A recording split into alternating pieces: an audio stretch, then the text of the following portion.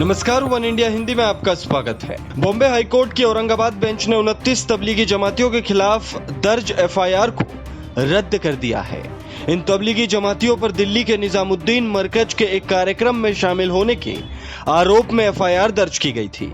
इन पर आईपीसी, महामारी रोग अधिनियम, महाराष्ट्र पुलिस अधिनियम, आपदा प्रबंधन अधिनियम और विदेशी नागरिक अधिनियम के तहत मामला दर्ज किया गया था। अब कोर्ट ने मीडिया को फटकार लगाते हुए एफआईआर रद्द करने का आदेश दे दिया। कोर्ट का कहना है कि तबलीगी जमात को बलि का बकरा बनाया गया। मीडिया ने इन लोगों को ही बीमारी का जिम्मेदार बताने का प्रोपेगेंडा चलाया। कोर्ट ने यह भी कहा कि देश में तेजी से फैल रही बीमारी के आंकड़े बताते हैं कि इन लोगों के खिलाफ एक्शन नहीं लिया जाना चाहिए था। विदेशियों के खिलाफ गलत एक्शन लिया गया, उसकी क्षतिपूर्ति के लिए पॉजिटिव कदम उठाए जाने की जरूरत है।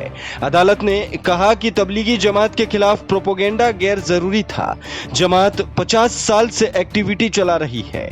कोर्ट ने कहा कि भारत में कोविड-19 के हालात और ताजा आंकड़े बताते हैं कि याचिकाकर्ताओं के खिलाफ ऐसी कार्रवाई नहीं होनी चाहिए थी। बॉम्बे हाई कोर्ट ने कहा कि इन विदेशियों के भारत में मस्जिद जाने पर रोक नहीं थी और ये दिखाने के लिए रिकॉर्ड पर कुछ भी नहीं है कि ये गतिविधि सरकार के जरिए स्थायी रूप से प्रतिबंधित है। अदालत ने कहा कि तबलीगी जमात की गतिविधि दिल्ली में लॉकडाउन की घोषणा के बाद ही बंद हो गई थी और घोषणा से पहले ही ये चल रही थी।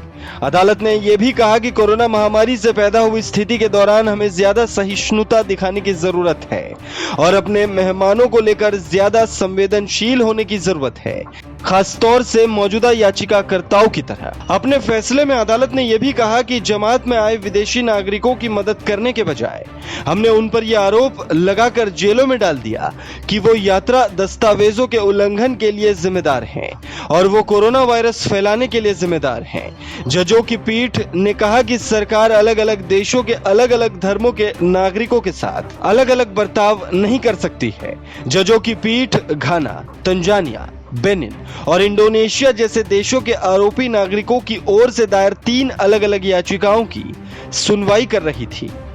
आपको बता दें कि दिल्ली के निजामुद्दीन के मरकज में इसी साल के मार्च महीने में तबलीगी जमात के कार्यक्रम का आयोजन कराया गया था।